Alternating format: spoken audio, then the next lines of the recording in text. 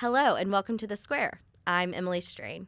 Today we're going to be talking about hybrid workers, what motivates them, what makes them productive when they are in the workplace.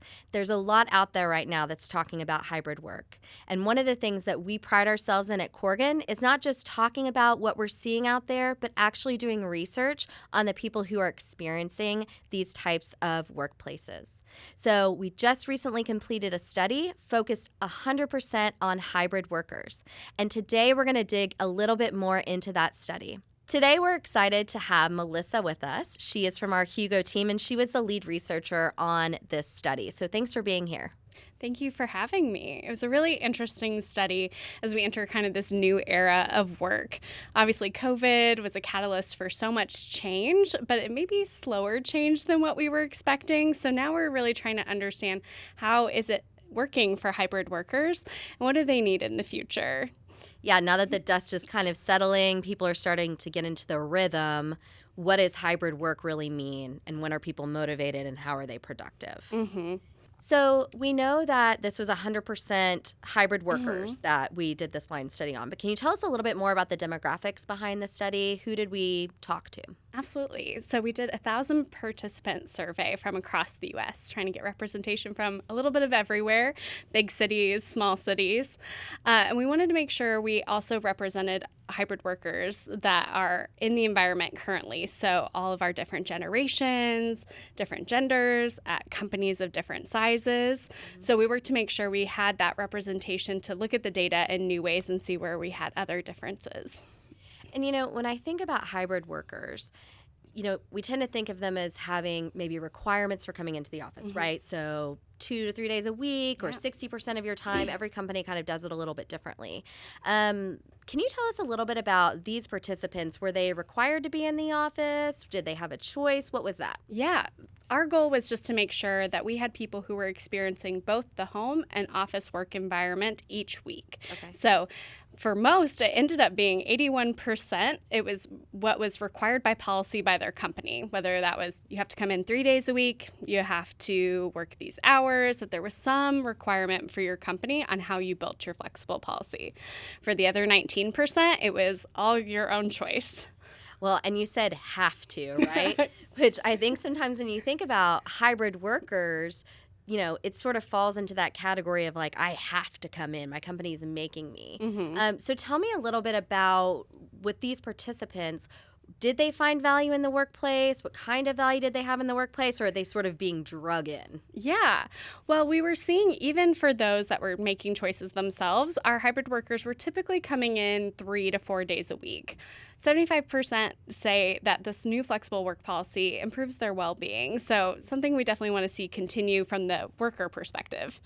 And when you say flexibility, do you mean flexibility of location, like between home and office, or flexibility of time? What do you mean with that? Yeah, most of our participants thought that flexible location and flexible hours were equally as important. But they were more satisfied with their company's willingness to let them work somewhere else versus different times of day. So it's still a little bit of a gap of how it's functioning and what people want.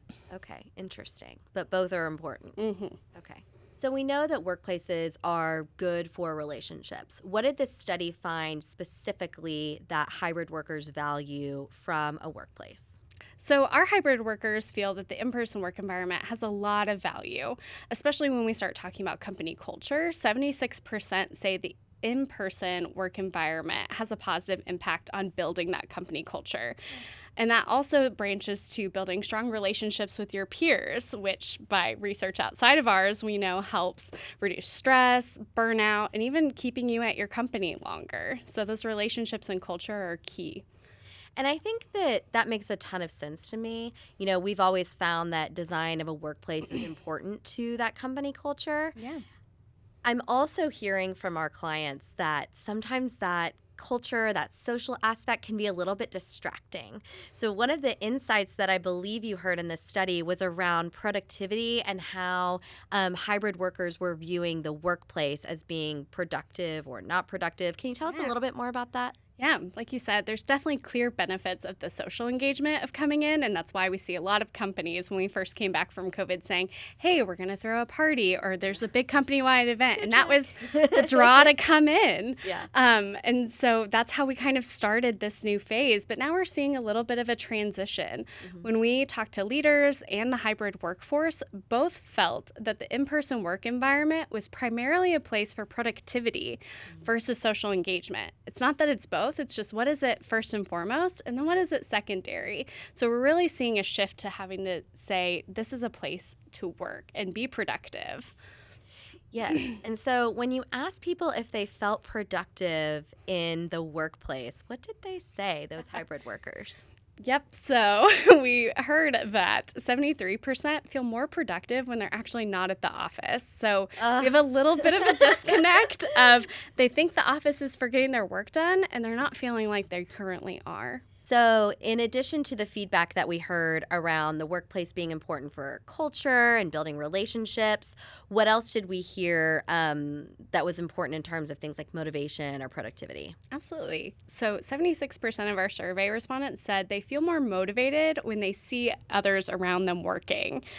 What's interesting... This is like me and Pilates. I'm so much more motivated when I can see those other people. Well, it's an interesting example because it's not just that it makes you work harder. Yeah. You get more value out of that. So you're placing more value on being seen and seeing others do work versus just doing it alone at home. Or if I do my bike at home, maybe I don't feel like it got as much as I went to class and I was top of the class. Yeah. Yeah. So we feel motivated when we're in groups, but do we feel individually productive? Not so much. Okay. When we think about drivers of why people are coming to the office or working from home, getting that focus space and all those different affordances it needs was one of the lowest drivers for coming into the office. So let me make sure I understand what you're saying here. You're saying that out of a kind of set of different things, people ranked coming into the office for productivity very low, meaning they don't think that when they come into the office they're being productive. Is that what you're saying? Exactly. Okay. Why do you think that is? Well, we definitely wanted to dive in deeper with hybrid workers about this to understand what were the environmental affordances that provide focus for them, whether that's at the office or at home. And what we heard was the top 5 things were quiet, which is tough to control at the office, proximity to necessary resources, so whether that's a printer or even just being able to ask your boss a question, having easier access to those things. The third was the ability to control the environment. So being able to open or close that window, turn down the temperature, or even get comfortable seating. You can have some control of what it looks and feels like. Third and fourth had to do with views. So whether that was views to outdoors and nature or having visual privacy, which to me is really interesting because during COVID, one thing we heard a lot was the exhaustion from or Zoom fatigue. Oh, yes. So the knowing eyes are on you all of the time, in this study, we're seeing that visual privacy is just as important for focus work in the office over acoustical privacy. So they care more about being seen than they care about being heard. That is fascinating.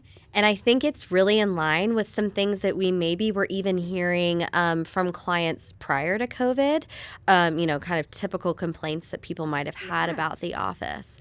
And when I think about those things, that are available to people when they're working away from the office, there seems to be this big gap, right? So if I'm at home, I sort of have the ultimate privacy, right? I can completely control my environment versus when you go into an office, it might be completely opposite.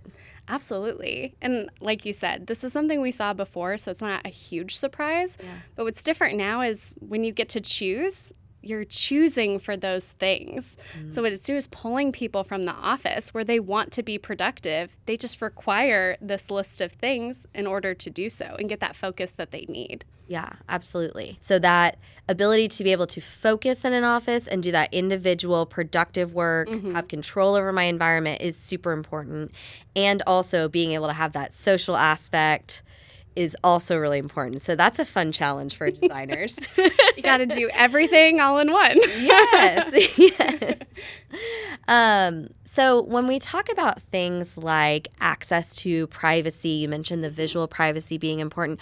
Are you telling me that every single person should have a private office and that's what we should do? Or how do you think we might balance that?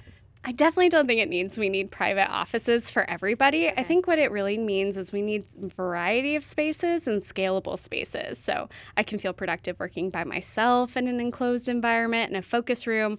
I might feel productive with my team in a team space where we can collaborate on something well together. And so it's just having a little bit more variety and control over those different environmental affordances. A question that we are getting asked a lot here at Corgan from our clients and from building owners is, what are things that are really attractive to hybrid workers, right? What kind of amenities can we put to motivate them to come to the building? It's a really great question. And we asked this in a couple of different ways because we proved our hypothesis correct that if you're willing to offer someone something, of course they're glad to take it. You'll give me that free lunch, happy to eat it. But there's a difference between how it predicts a user's satisfaction or if it's just, that'd be nice to have, but it's not going to change whether or not I come into the office. Okay. So what were some of those things that were, those must-be amenities that you found? Some are very similar to what we saw for focus, of control over the environment. But then you're also thinking of things of a reduced commute or streamlined access to the office, kind of these baseline needs, which is what we found really surprising of they're not being met.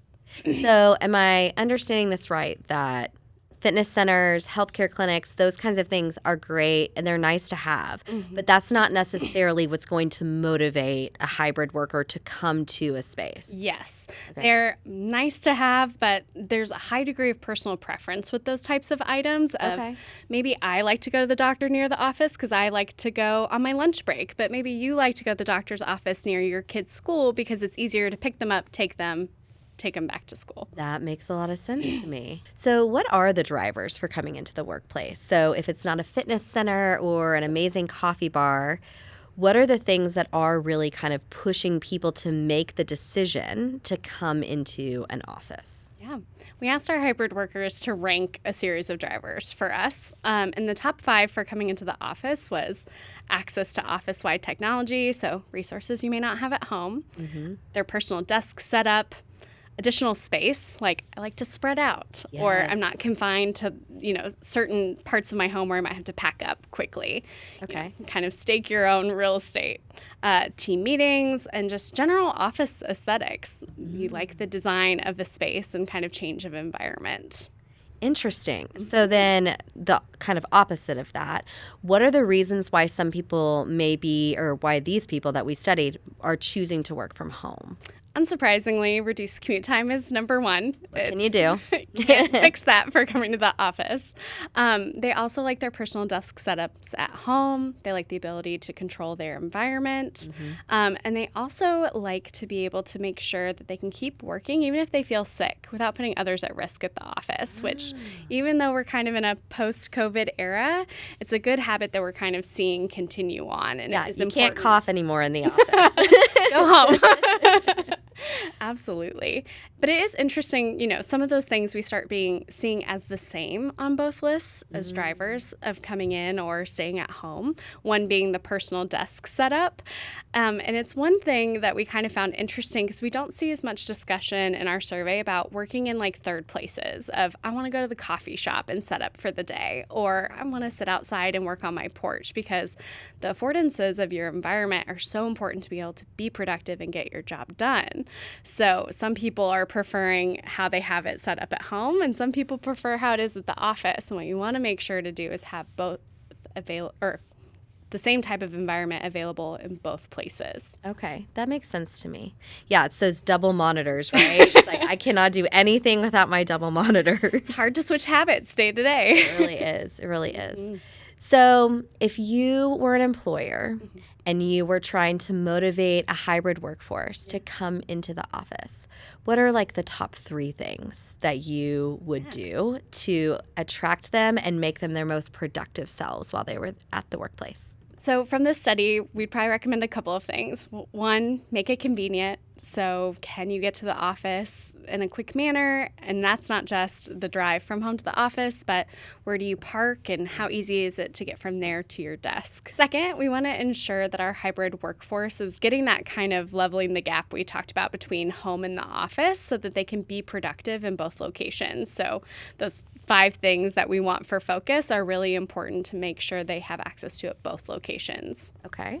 And then what about the people part of it? Like, what should leaders be doing to encourage their employees to come to the workplace? You want to prioritize connecting people both socially and productively in space. So, whether that is a fun team event like a happy hour or even just your team meetings to be productive. Let's say, hey, let's work on this deck together today.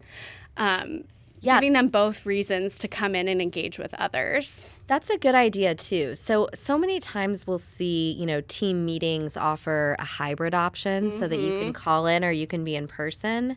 But from the research, I think it was in the top 5 drivers that people come in, right? Isn't that what you said? Yep. Yeah. Team meetings is a big driver for coming in. It's part of that visibility piece of I want to be seen and see others. Yeah, that makes a lot of sense. Well, thank you, Melissa, so much for being here today. We really appreciate all of this knowledge that is in your head about this study, and we can't wait to learn more in future episodes and blog posts and all of the great things. So we really appreciate it. Thank you. Well, thank you for having me. We're really excited for this to come out. Thank you for watching this episode of TheSquare. If you'd like to learn more about Corgan's latest research on the hybrid workforce, you can check out the details below. Thanks.